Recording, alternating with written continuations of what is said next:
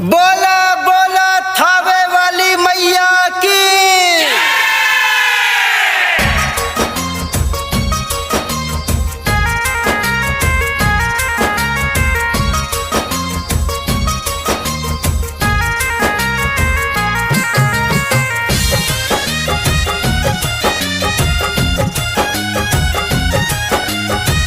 Music by Gaurav Roshan। मई के मंदिरिया सु हम लाग गजबेलू भाव लाग गजबेलू भाव लाग हो। मई के मंदिरिया सु हम लाग गजबेलू भाव लाग गजबेलू भाव लाग हो। किनी बिये डोड़िए बाला गोली झूलनवा झूलनवा दिल जीतावन लगे हो।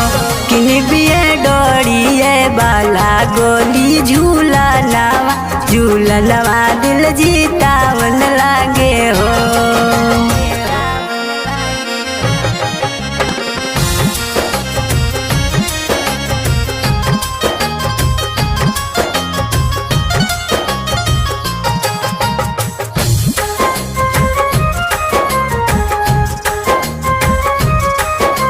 बोला बोला शीतला वाली मैया की।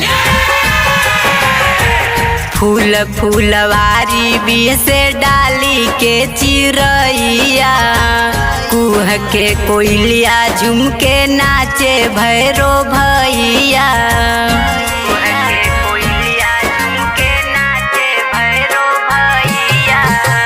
फूल फूलवारी बीच से डाली के चिरैया कुह के कोयलिया झूम के नाचे भैरो भैया।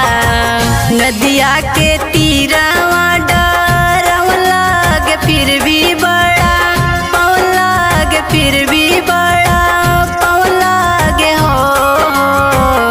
किनी बिये डरिए बाला गोली झूलनवा झूलनवा दिल जीतावन लागे हो।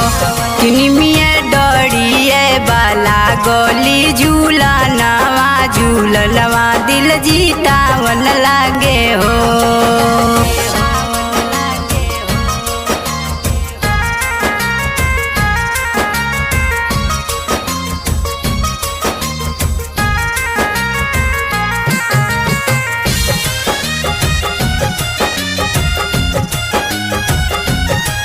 बोला बोला शीतला वाली मैया की। कहीं नाचे मोर कहीं छौकेले बनरवा कुह के कबूतर लाखों मंदिर के ऊपरवा।